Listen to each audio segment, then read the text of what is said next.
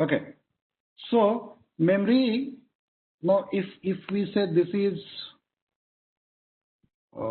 need to modify the color.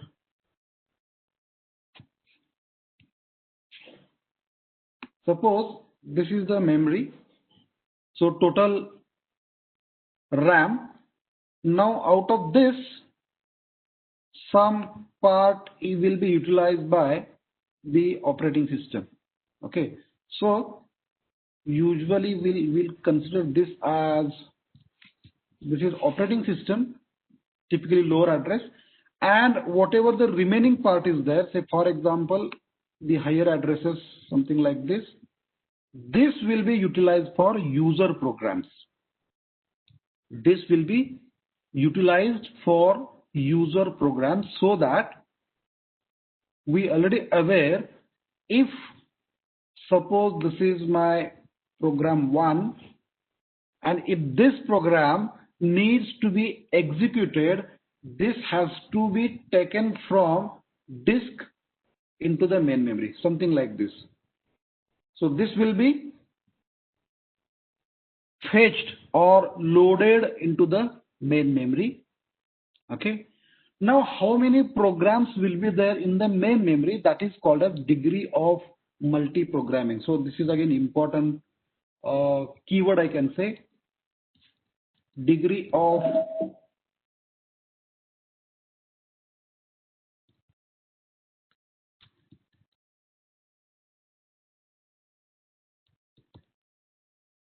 something like this, degree of multi-programming.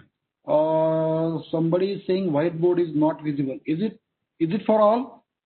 Can you see the whiteboard? Okay. So fine, no problem. What do you mean by degree of multi-programming? Like for example, as I mentioned, that this is process 1, right? Maybe another process is also there, maybe with some bigger size, something like this. Let us assume that this is process 2, right? Now how many processes are there in the main memory? That is called as a degree of multi-programming. Now one of the early days approach was to execute processes one after other. That is what the serial processing is there, in which case now there is no multi-programming, because every time memory will be divided in two parts. One is the operating system and second will be the user process. Once that user process finished its execution, such process will be removed from the memory and the next process will be brought into the memory. Then the second process will be executed, then third, then fourth, so on, so forth. So this is like one after other. That is what the serial processing is. Okay. Whereas what happens in case of a multi-programming, operating system will brought multiple processes into the main memory at the same time.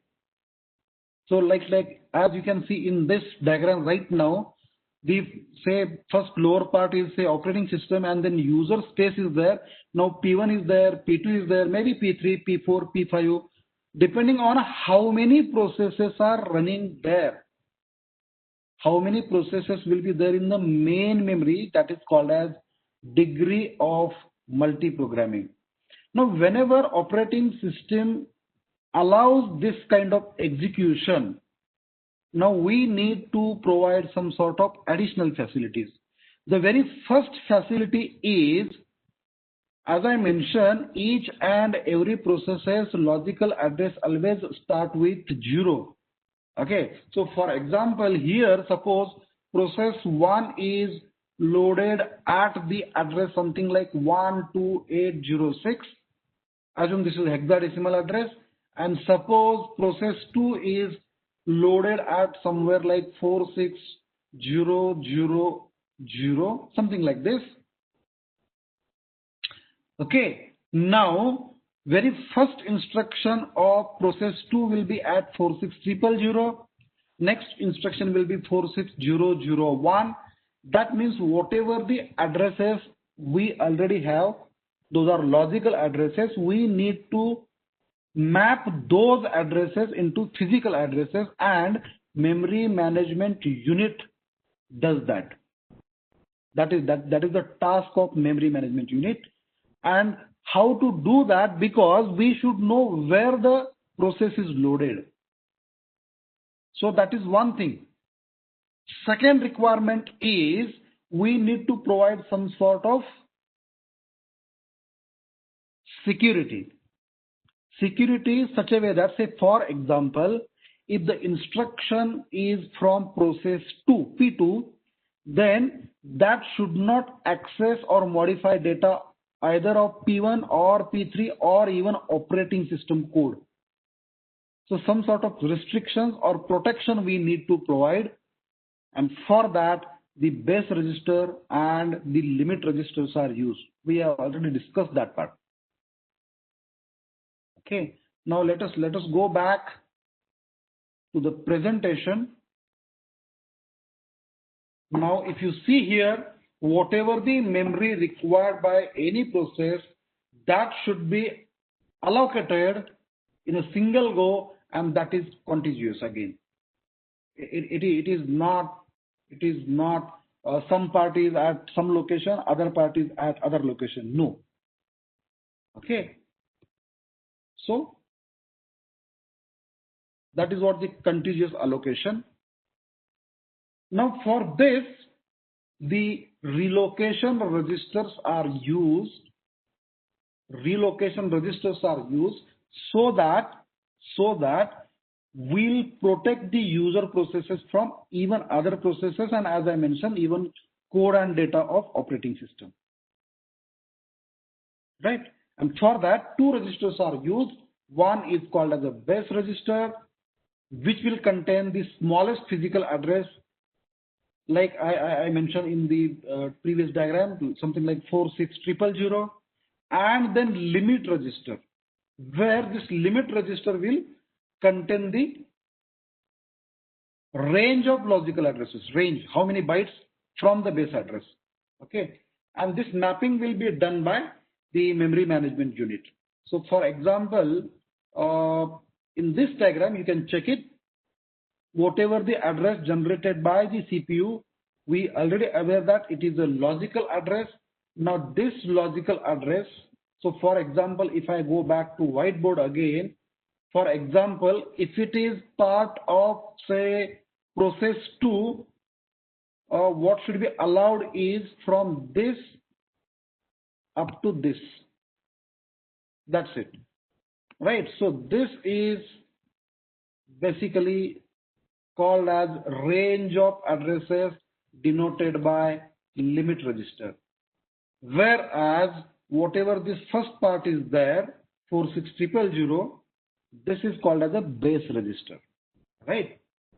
So we need to check whenever CPU want to access the address for process 2, we need to check that address should not be less than 46000 and it should not be greater than 46000 plus limit register, right?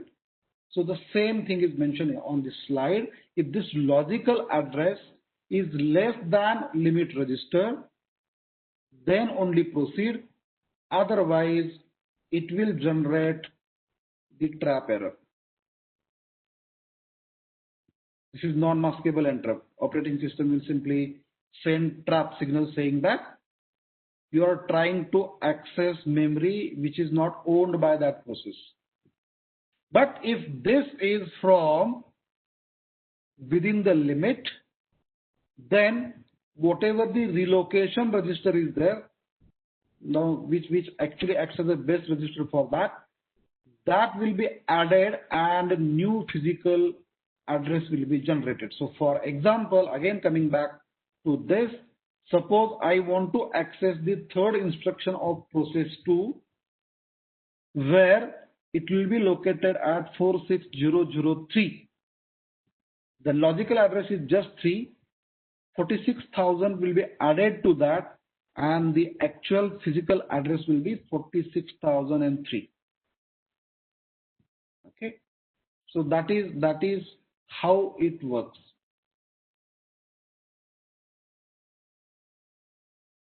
Now there are two ways of doing so. One is with fixed partition and one is with variable partition. Now what is meaning of that? If I again go back to the whiteboard, whatever the memory space is there, whatever the memory space that is for the user space, this part totally, this will be divided in case of fixed partitions. Okay. And second way of doing so is called as a variable partition. Now with multiple partition allocation, as I mentioned, with multiple partition, now let us first of all discuss with fixed partition size. Okay. Now with fixed partition size, the degree of multiprogramming will be limited by number of partitions. So for example, suppose we have 500 MB of RAM. Example, for simplicity, I'm just taking small number. So 500 MB is available for user spaces, user processes. Then the question is how many partitions you want to create. Is it 5 partition with 100 MB size? If that is so, then degree of multiprogramming will be limited by the number 5. Now problem with this approach is, number one, with fixed partition size, how you will decide the size? Because if, as I just mentioned, if I make it 100, 100, 100, 100 and 100, 5 partitions, what will happen if there is a process with the size 110? It is not possible. Or maybe you need to allocate 2 partitions there. And if 2 partitions are allocated, so out of like 100 plus 100, 200, and out of 200, we are utilizing 110. So here problem is, that is called as what? The fragmentation kind of a thing. Okay, anyways, we'll see fragmentation also, but it will be less utilized.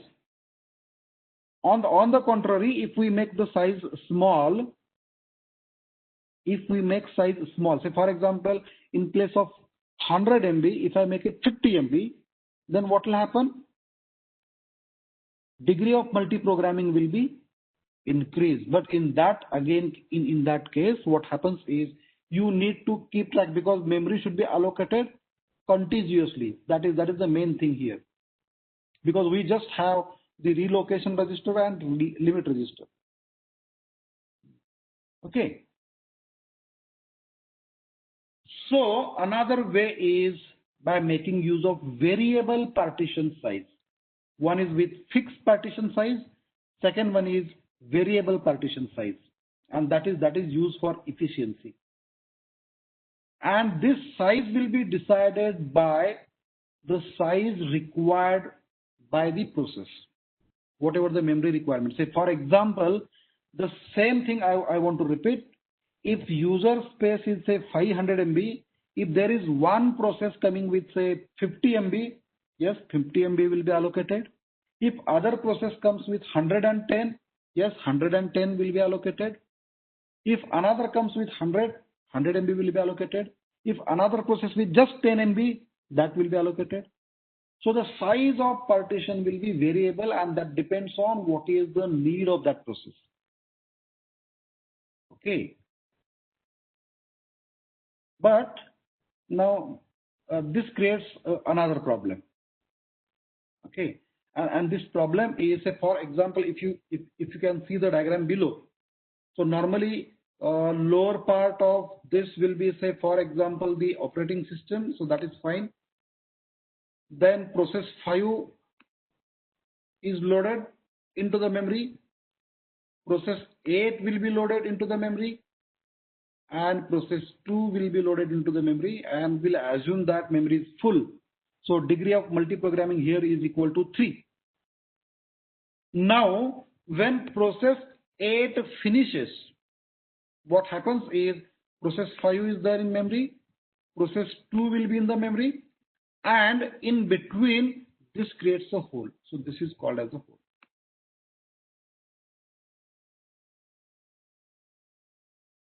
Okay, this is called as a hole.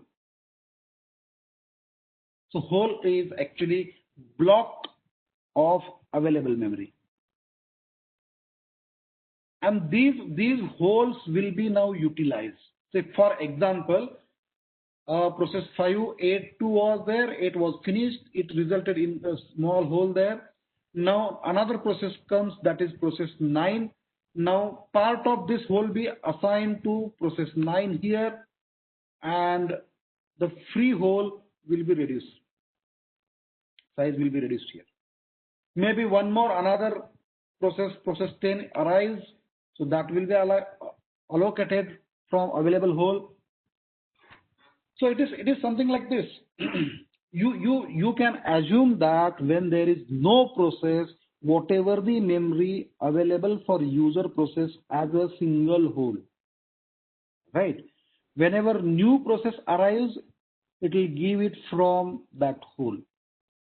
But let me tell you, for example, at last here, this is a one hole.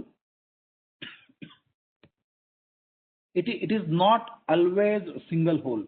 Maybe various sizes are scattered throughout the memory.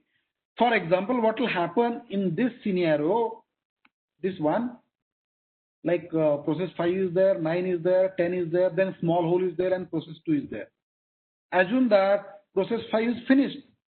This results in one more hole here. So this is hole number 1 and this is hole number 2, something like this. Right?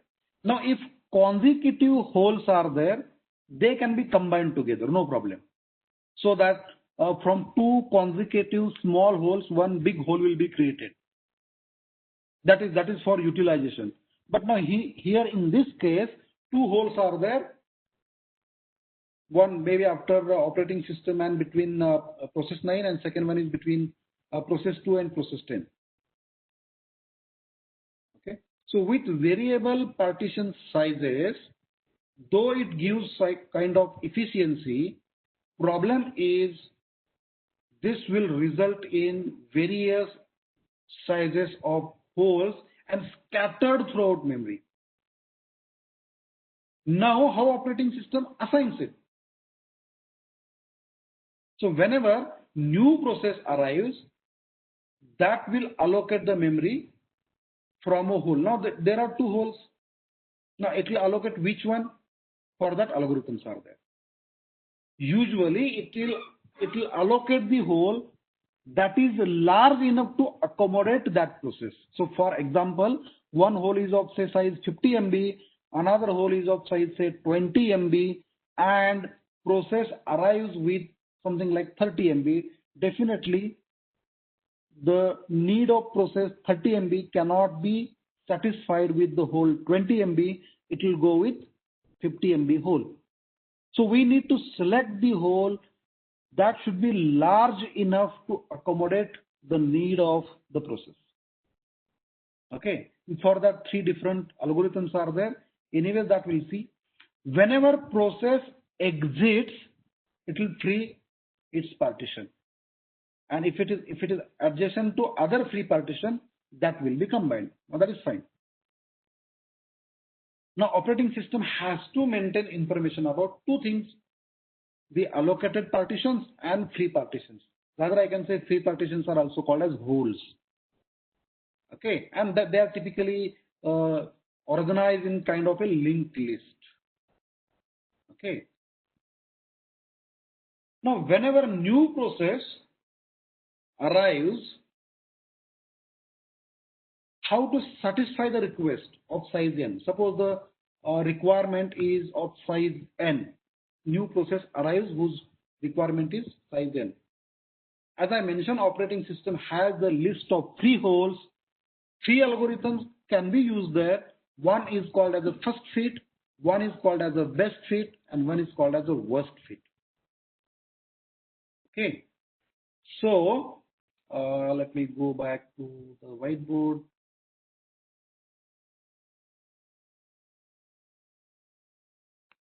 Suppose this is the user space, and this part is, say, upper part is used by the operating system. So this part will be operating system, and whatever user space is there, that is utilized for, now to make it simple, say for example, this is one process,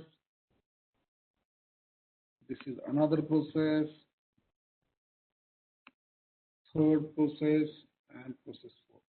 Let me put the name of process here. Say for example, P1 is there, P2 is there, P3 is there, and P4 is there. Okay. Now the free list, that is free holes, let us assume it is null. That means there is no free hole available there, no free partition is there. Now what will happen if process P3 finishes? Once process P3 is finishes, this will be added to free hole. So what will happen is, now free part is pointing to this, something like this.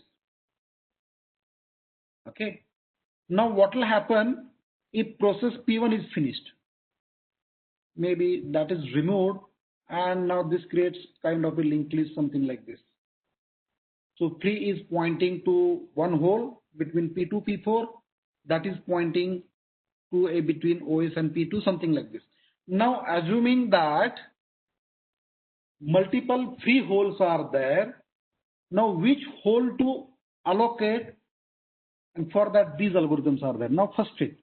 Meaning of first fit is allocate the first hole that is big enough.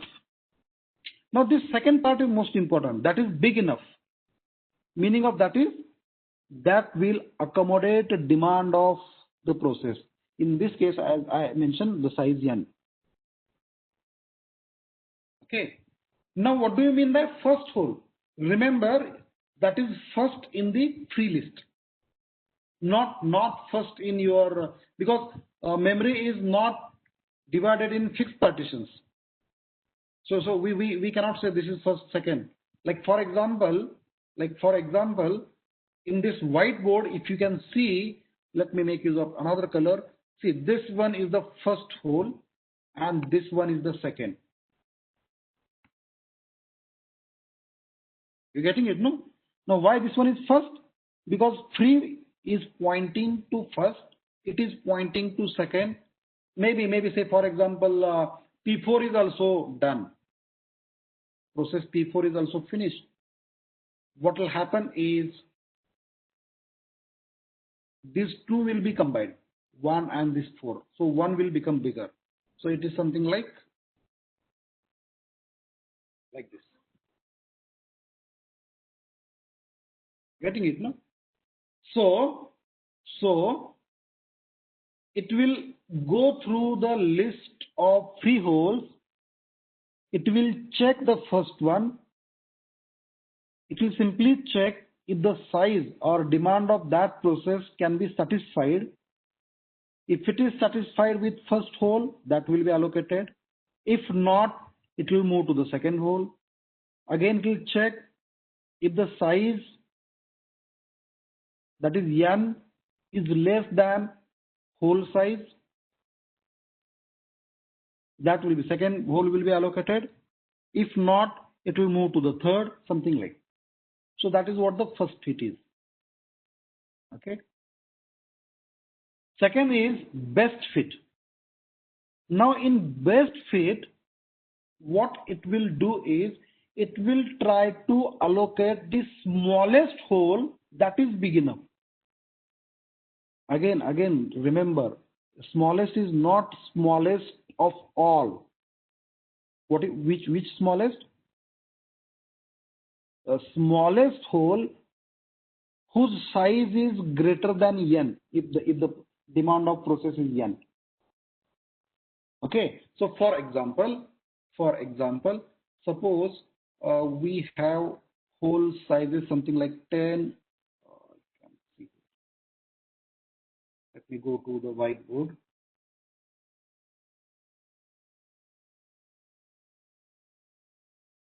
For simplicity, let me put it here. Suppose size is 10, then 8, then 20, then 4, then 30.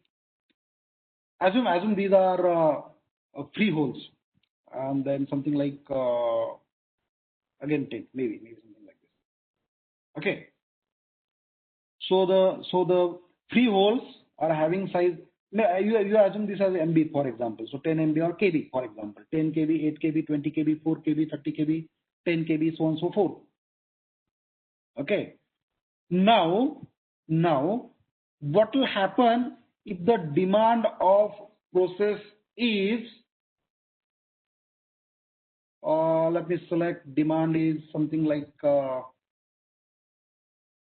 7.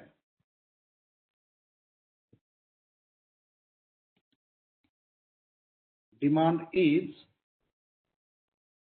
say for example, 7. Now, if demand is 7, what will happen is, with first fit, it will check the size of first hole is 10 and 7 can fit into that, no problem. What will happen in that case? The hole with size 10 will be allocated, maybe 7 KB will be allocated. That will result in one small hole again with size 3 KB, because 7 plus 3 is equal to 10, right? That is what happens in case of first fit. But in case of best fit, it will simply do very simple thing. It will try to allocate the smallest hole big enough to accommodate the demand. Now demand is 7, so definitely this hole with size 4 is not considered for that, even though that is the smallest. Then next comes is 8, right? Now the demand of 7 can be accommodated, no problem. So operating system will try to allocate the second hole and not the first. The only problem with this approach is, if you have big list of free holes, you need to go through all. And algorithm, again, I can say it's very simple. It will just do the subtraction and it will take the value, positive value rather. So for example, 10 minus 7 gives me 3, 8 minus 7 gives me 1, 20 minus 7 gives me 13, 4 minus 7 gives me minus 3, 30 minus 7 gives me 23, again 10 minus 7 gives me 3. Out of this, it will select the lowest value greater than 0, greater than equal to 0 rather. Right? Now why it is done so? Reason behind that is this will always produce the smallest leftover hole. Okay, so that will be utilized. So smallest leftover. So basically they want to minimize the wastage, something like that. But the problem is, you must search entire list. Right? Third algorithm is worst fit. Worst fit. This is exactly reverse of best fit, where it will try to produce the largest leftover hole so that it will be utilized. So it will allocate the largest hole. And again, see, in case of largest hole, no need to check the condition, something like big enough, because it is anyways largest. Okay, but again for this, you need to check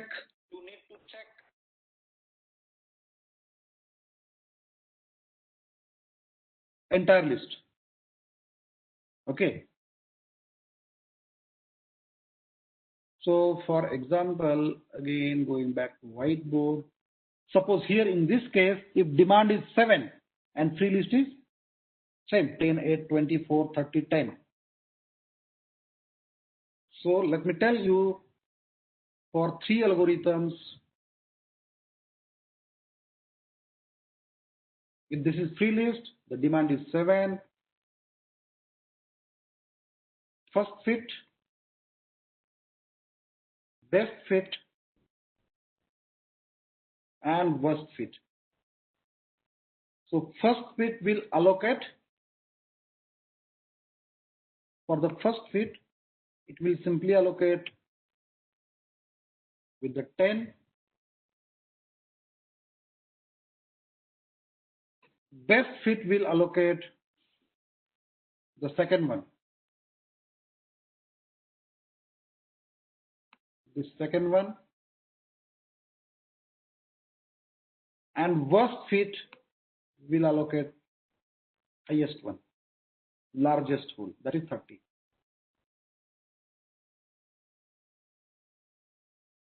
Yes, any doubt in this?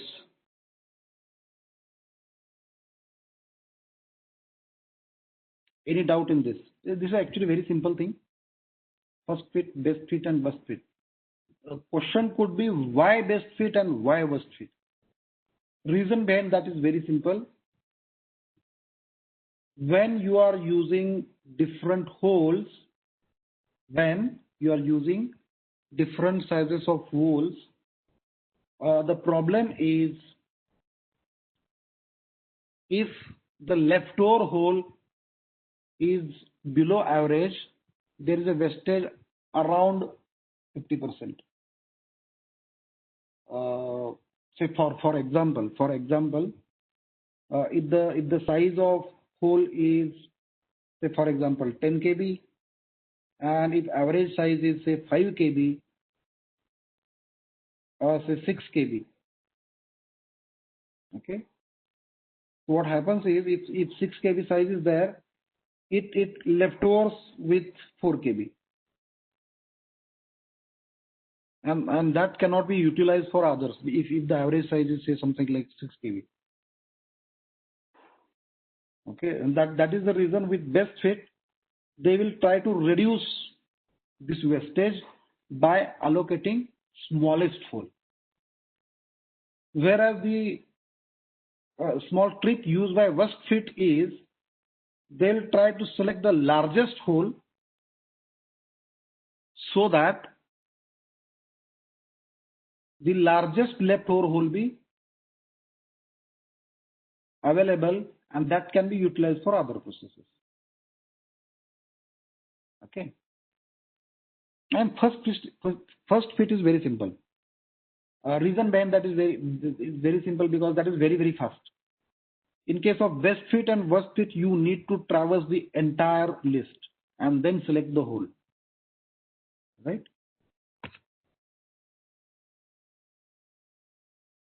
Now fragmentation, 2 types of fragmentations are there. One is external fragmentation and one is internal fragmentation. Okay. Now what is meaning of external fragmentation?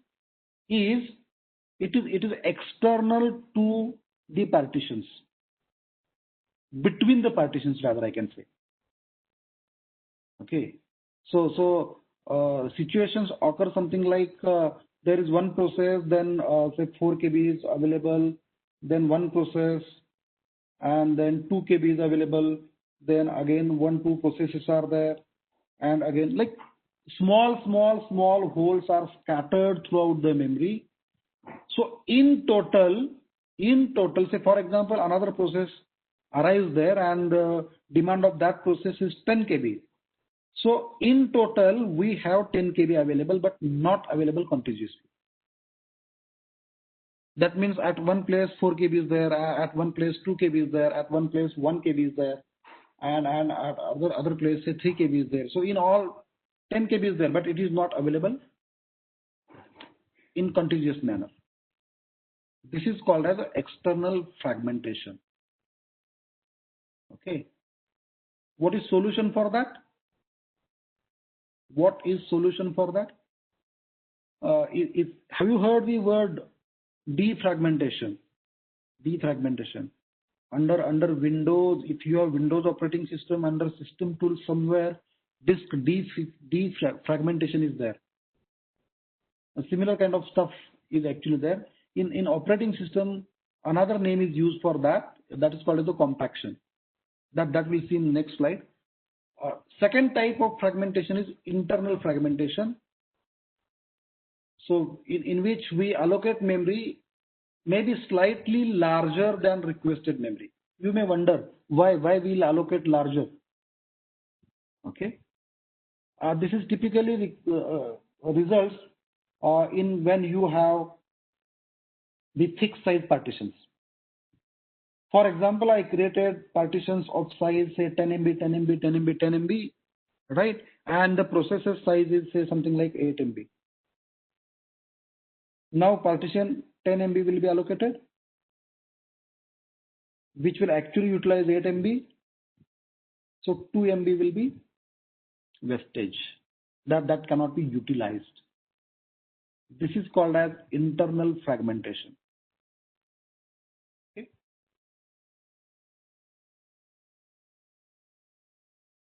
Now with first fit, if you do some sort of analysis that reveals that if n blocks are allocated, 0.5 times n blocks lost to fragmentation. Half. Okay. And that results in something like 1/3 may be unusable by making use of 50% rule. The same thing just I mentioned. If the average size of a process is something like 6 KB or 6 MB, you think of any unit, no problem. If it is a 6 KB and then partitions are something like 10 KB each, or even in case of dynamic also, there is wastage of 1/3. Now, external fragmentation can be reduced by compaction. Okay, and this compaction is nothing but that is very simple thing actually. Let me check if it is available in any diagram.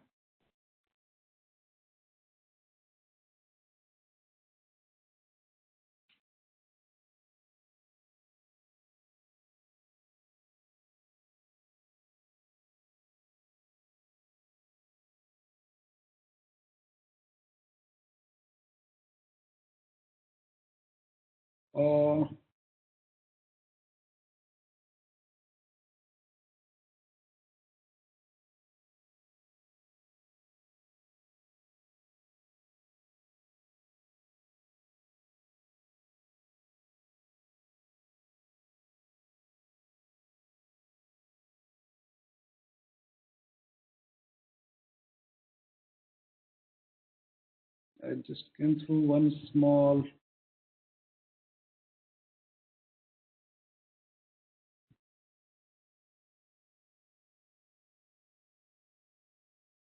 See, what is done in case of compaction is, let me share whiteboard.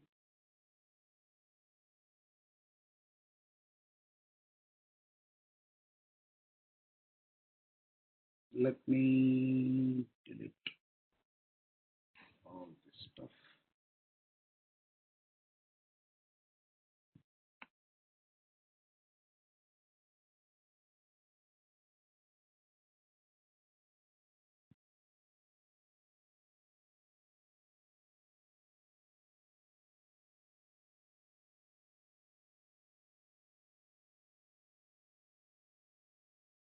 Okay, so see what happens is, suppose this is the user space, and let me take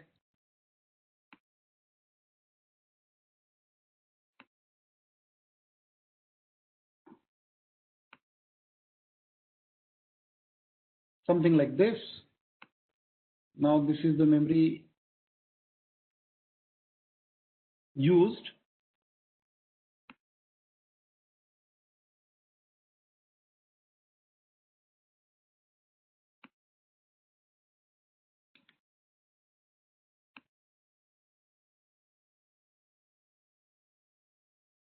something like this, where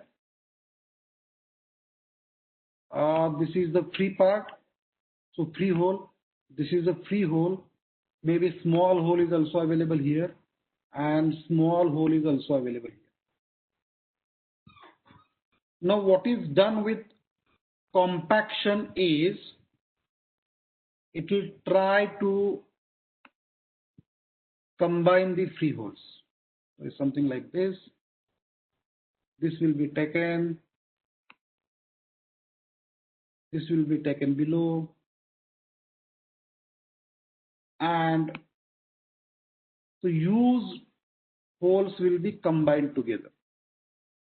Now this results in one large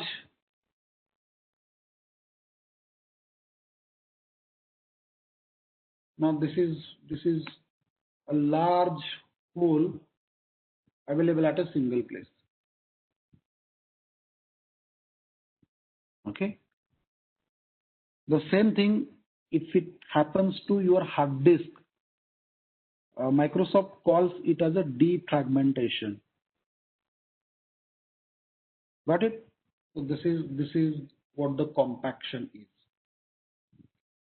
Basically, what happens is it will shuffle the memory contents in such a way that all free memory together creates one large block. But again, remember, whenever you are moving your process from one location to other location, the addressing must be dynamic.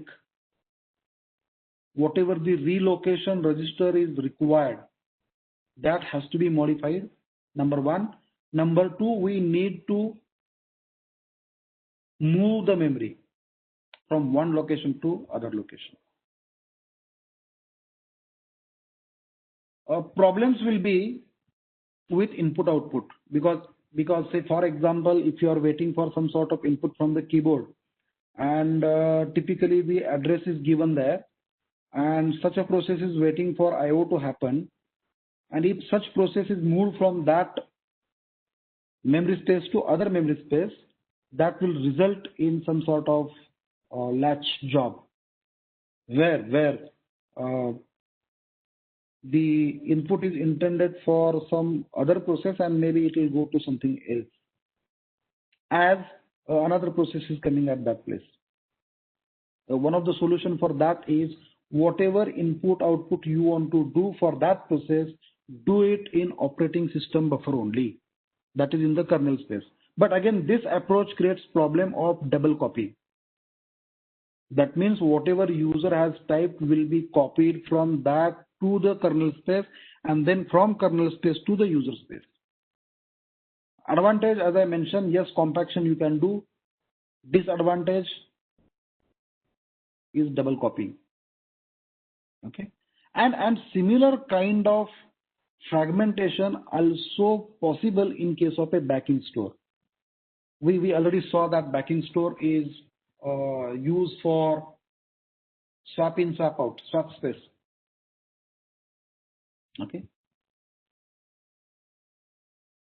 Now what we have discussed today, let me again mention that, is contiguous memory allocation, where the space for process in the memory will be allocated contiguously.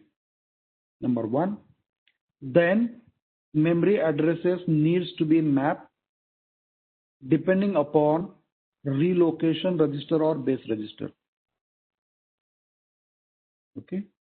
Now if it is serial processing or with single process, first half is operating system, next will be utilized for processes. Once one process will be loaded, that is finished, removed from the memory, next process will be loaded. Degree of multi-programming is just one. But if multiple programs are allowed by operating system, now whatever the memory is there, we need to provide some sort of protection, and this protection will be provided with relocation register and limit register. And then there are two ways. One is with fixed partition size and one is with dynamic partition size. We saw advantages and disadvantages of both. In dynamic partition size, where free partitions are called as actually holes, right?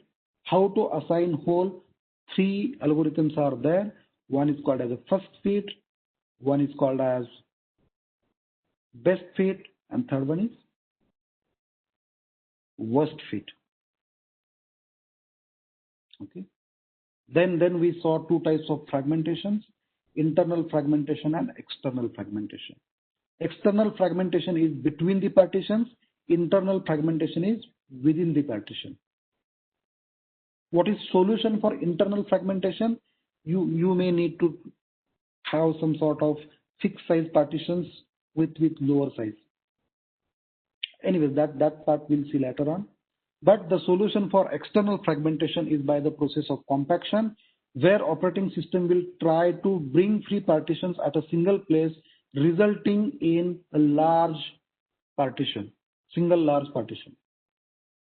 But because of this movement, maybe it will create problem for input and output. Especially interrupt service routines are bound to some sort of memory address. And in order to compaction to work, the relocation register should be a dynamic. Right? Any doubt in this? Because next part is now segmentation, which is altogether different part. That we'll see in the next lecture. Right now, if you have any doubt, please ask in chat.